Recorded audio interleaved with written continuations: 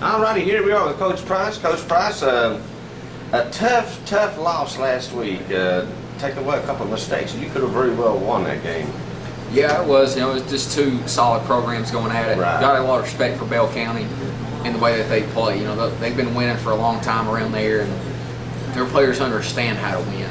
And I feel like our kids did too. But in the end, they made a couple more plays, and we had a couple opportunities where we could have we felt like put ourselves in position to win, and we just fell a little short. And Coach, you turn that around. I've seen your team do the same thing. And the old saying goes, if you make a few mistakes against a good team, they'll make you pay, and that's what you guys do too. So yeah, we've won a lot of close games our last several years, and it seems like every time we get an opportunity, somebody finds a way to get that big touchdown or that big stop on defense, and then just unfortunately the other night we were just unable to do that. We led for most of the game really. We were right. up one score or 1 point, and a couple maybe one more score would have put the game away. Yeah, we just offensively, I think our last three possessions we went 3 and out. Right. When we faked the punt and had a guy open and didn't execute it. And, anytime you do that against a quality opponent, eventually that other team's going to make some plays. And, right. and they took the ball with about 6 minutes to go and drove about 60 yards and scored with a minute to go. And so after that, it was kind of pretty much ball game. It was a ball game, but again, it was a non-reaching game, so therefore we're kind of in the same spot that we were the week before.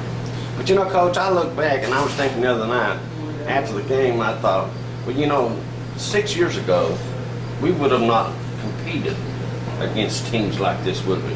No, Oak Creek or Farragut, they were 6-1.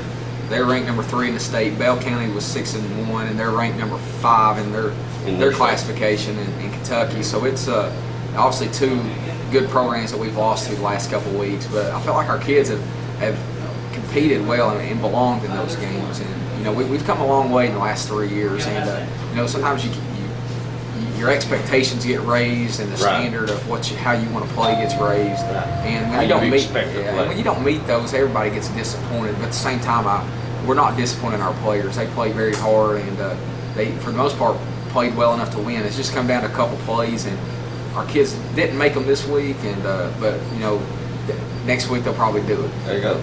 And I brought that up because I don't think the fans realize that the caliber of non-conference or non-region teams you're playing. Yeah, Central, they're ranked in the top 5. Right. Farragut and Bell County. So it's 3 out of the 4. Obviously, Gibbs was a game we'd like to have back, but right. Some injuries and stuff that game kind of came back to get us. But it's those 3 of the 4 losses are against quality opponents, and but that's who we need to play. That's where we belong, and we feel like it wasn't. I think last year we were a top 8 team in the state. So right.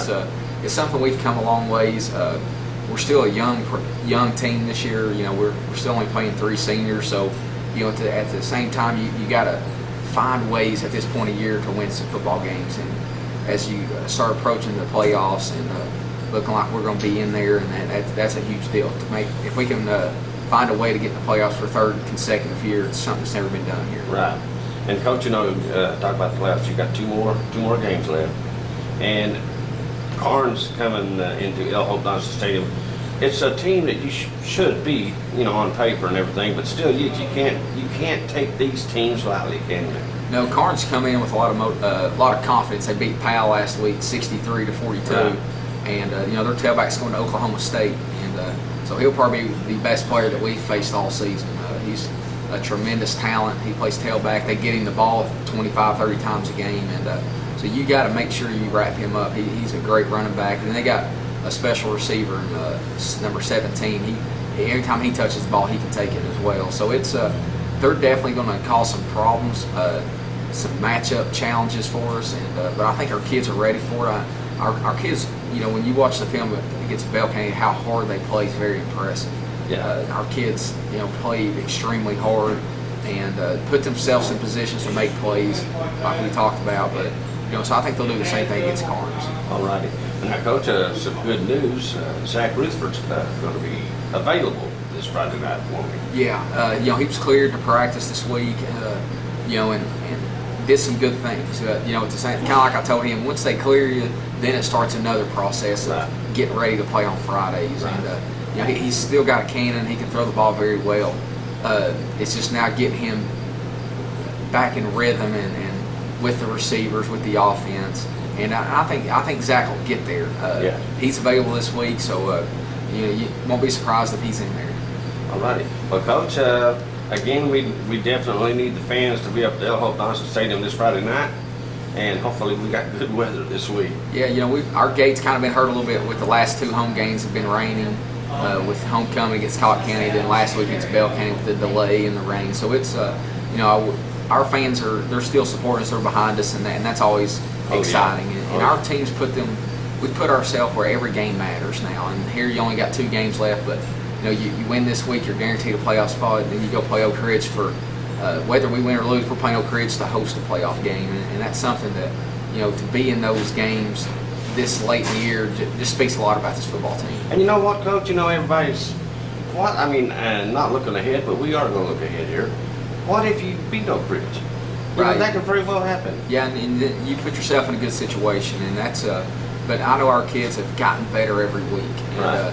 and that's some of the things that you watch on film, and you realize just how much better we're getting. Right. Those sophomores aren't playing like sophomores anymore. Those juniors are starting to play with juniors with experience, and it's fun to watch them grow. But it's really proud of them that they've put themselves in this situation. A lot of times when you're at the end of the year, some of these teams don't have a lot to play for, and our guys have a lot to play for, Right. and they know that, and that's you can see it the way that they practice this week. And as a coach, that's what you want, man. Exactly. That's it. We want you to count. All right, Coach, we wish you the best of luck this Friday. Let's go enjoy some hot, fresh Papa John's pizza. So,